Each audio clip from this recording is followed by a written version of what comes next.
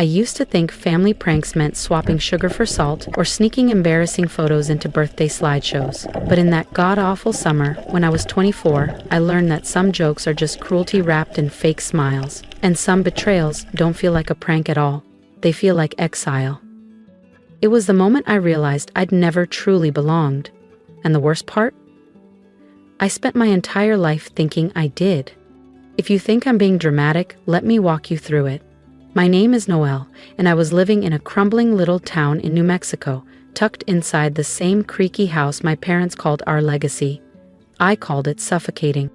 College? Never had the chance. My dad, Rick, said college was for people who like to waste money learning how to complain. His words, not mine. He had me working full-time at the family's auto parts shop, doing everything from opening to closing, bookkeeping to sweeping. No salary, just a couple $100 to help out, as he put it. Meanwhile, my sister Brielle, 2 years younger, was the queen of the family. She barely lifted a finger but got treated like royalty.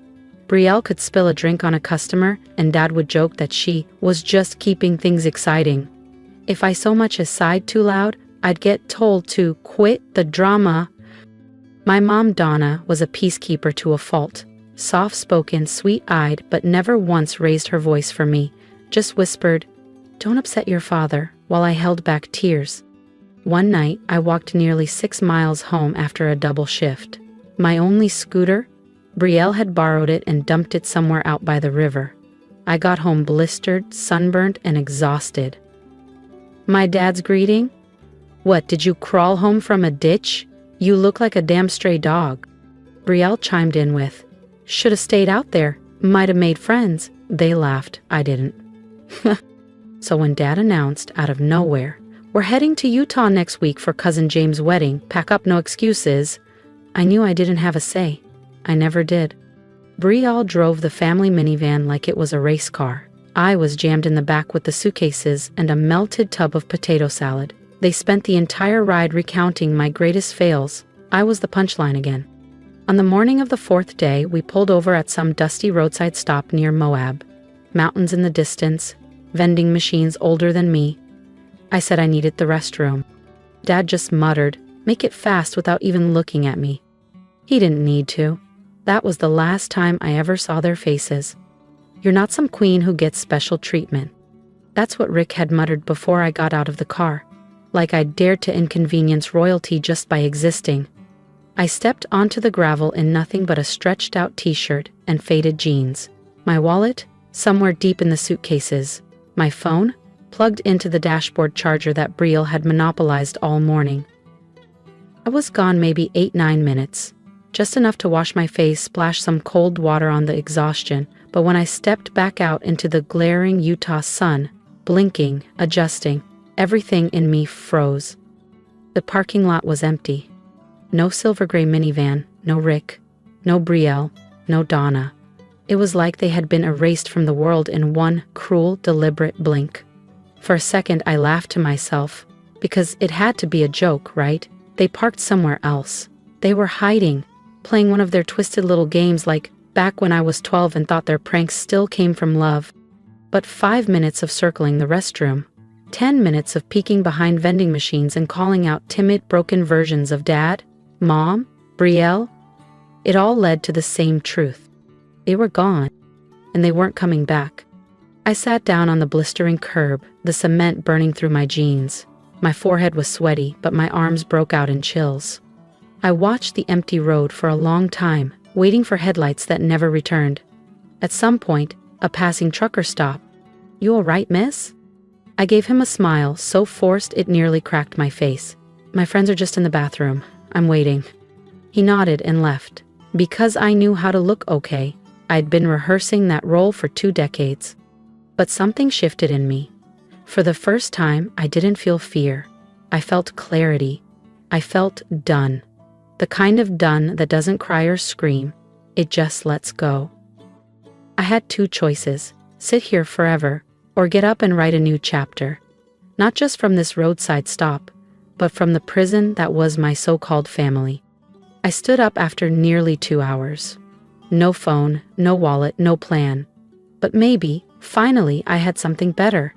A beginning. Strangers passed by, most pretending not to notice. A little boy tugged at his mother's hand and whispered, "Mommy, is that lady lost?" His mom hesitated when I stepped toward her, my voice barely working. "Excuse me, could I borrow your phone? I got left behind." She stared, then slowly handed it over. I was supposed to call Rick, to beg, to ask why, but all that came were memories. Rick trashing my college forms, Brielle mocking my clothes, Donna pretending not to see. I didn't call them.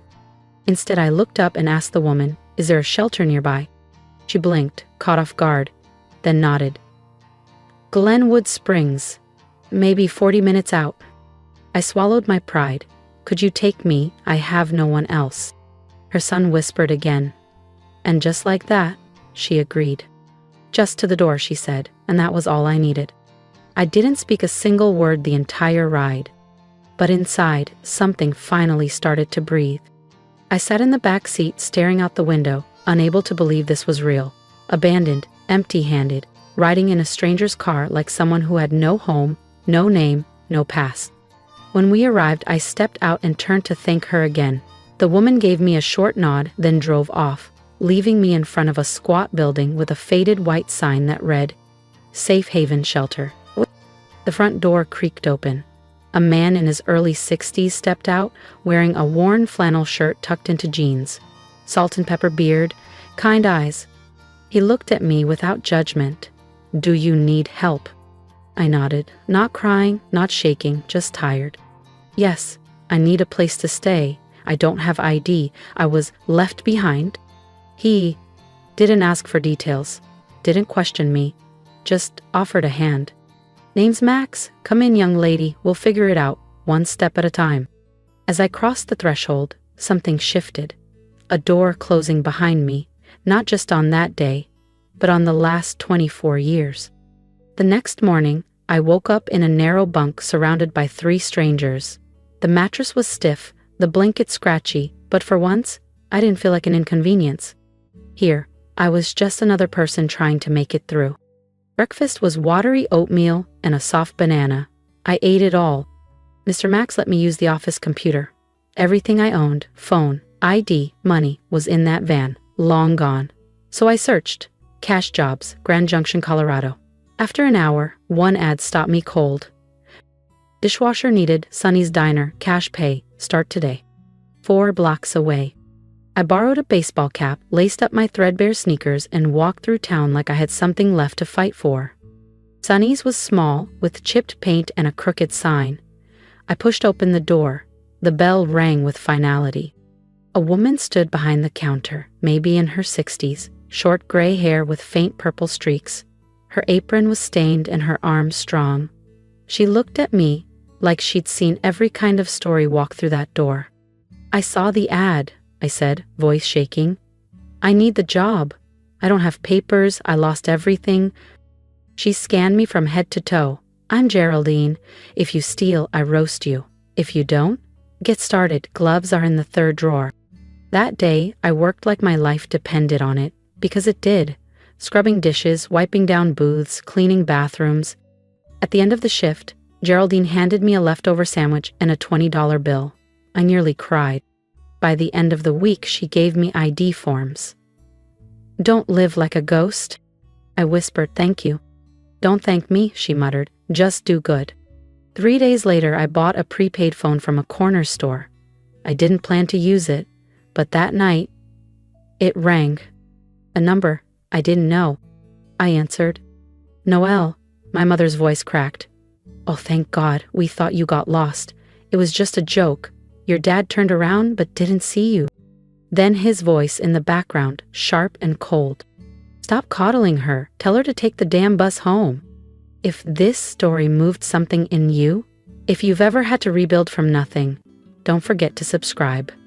Noelle's story isn't over yet, and in the next part, you'll see what happens when the people who left her behind come back, not with apologies, but with desperation. She's growing. That was Donna's voice on the phone, tentative, shaky, like she was trying to convince herself.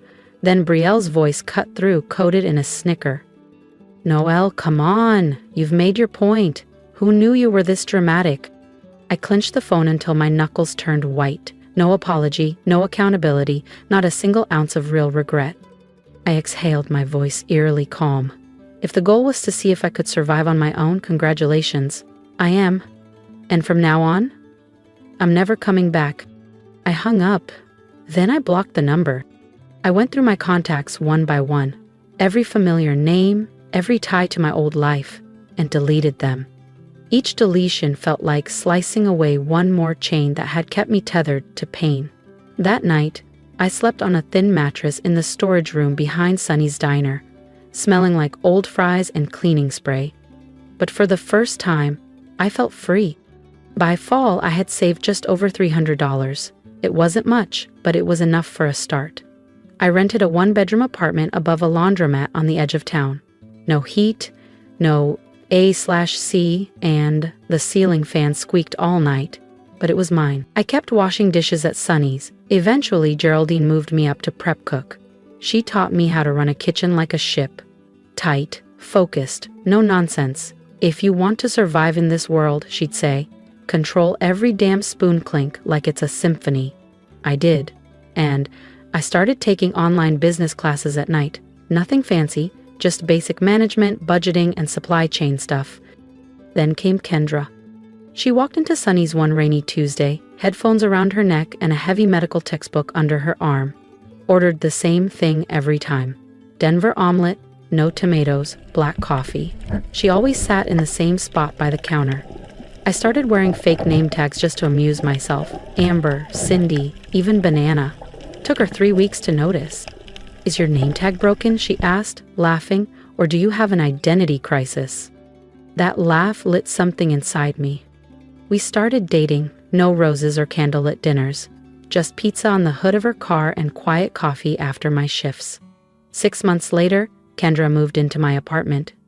We argued over dishes, took turns cooking, and sometimes snuck up to the roof to watch the stars, even if we could only see 3. Geraldine noticed first. One night after closing, she said, Kendra's good for you, but don't let her see your crazy face when you've had 2 hours of sleep. Nearly 3 years after I was left at that rest stop, Geraldine called me into her office.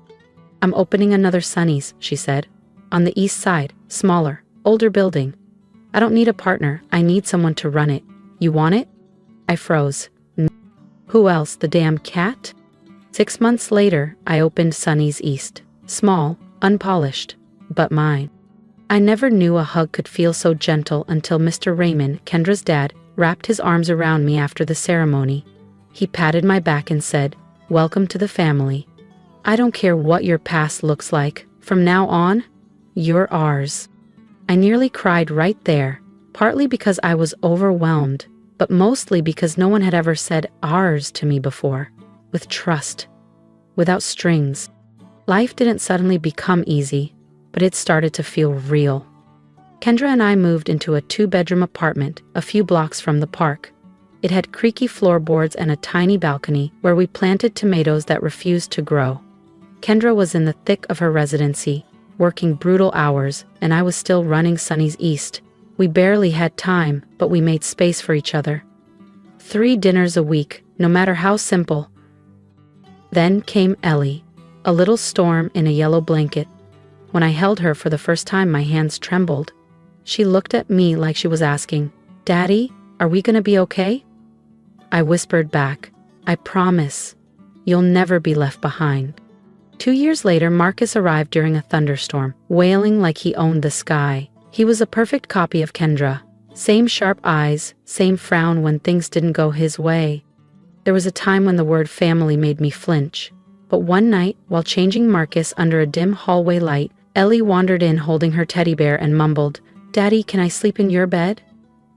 I tucked them both in and lay there quietly, holding my entire universe.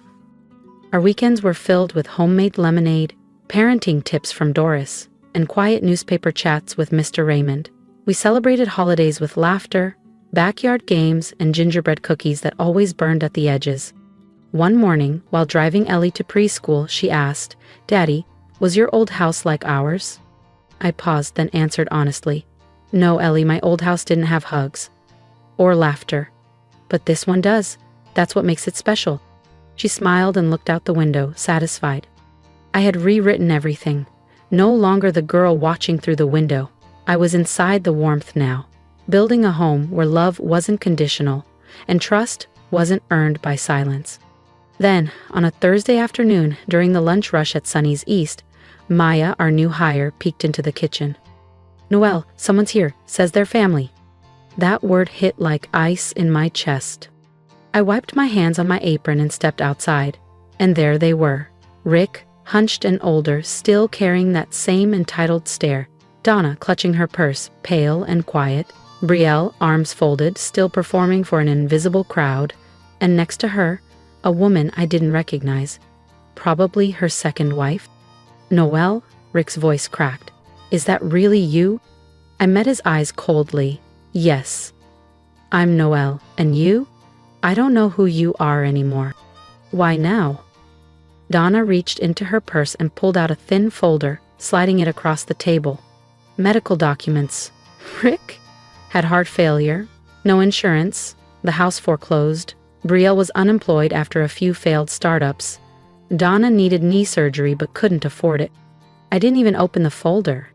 15 years. Not a call, not a text, and now you show up? Because you need money? Brielle forced a smile. "We're family, Noelle. Family helps each other." I tilted my head. "Family? You mean like when you left me at a rest stop in Utah with no phone, no wallet, and drove off like I was a stray?" Rick's voice turned sharp.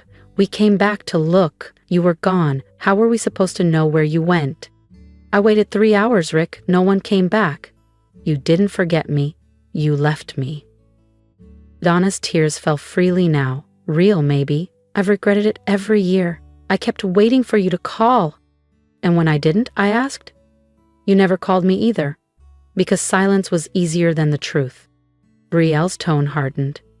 "This isn't about the past. Dad's sick. Mom's not well. If you can help, help. If not..." I stood. "Dinner, 6 o'clock, my house. But don't expect what you think you're getting." That night, they sat around my table. Kendra set the plates. Ellie clung to her mom. Marcus buried his face into my side. Rick tried to speak to Marcus. He flinched. Donna smiled, but her eyes stayed nervous. Brielle rambled about family values. Her wife said almost nothing. After dinner, I brought out an envelope. Rick opened it. "A check?" he asked. $73? 50 cents, I corrected. "The price of a Greyhound ticket in 2009, from Glenwood Springs to Idaho. I never used it. You can have it back." Rick's face reddened. "You ungrateful brat. We're your parents." "No," I said. "You're the people who raised me, but family?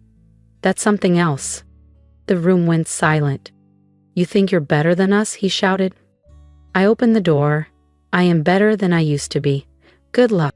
They left. No hug, no goodbye, just the sound of tires crunching gravel and the check fluttering back to the porch. Kendra came down the stairs. "You okay?" I nodded, but inside something old had finally cracked open and drained out. Not pain, not rage, just space. The next day, Geraldine slid a paper across the diner table. "Third Sunny's location. You're not just running it, you're co-investing." I signed, without hesitation. That night, at home, Ellie was coloring, Marcus surrounded by blocks. Kendra sat on the couch with tea. "I buried the past," I told her, "and I'm done letting it rot." She smiled softly. "What about the future?" I kissed her forehead. "We build it, brick by brick, together." Thank you for walking through this with me. I'd love to hear from you. What would you have done if you were in my shoes? Leave a comment below, not just for me, but for anyone else out there who's still trying to find their way. Share your thoughts, your strength, or even your silence. It all matters. And if this story reminded you that it's okay to start over, then take that reminder into your own life. Choose the people who choose you. Heal at your own pace. And please subscribe so we can keep healing together.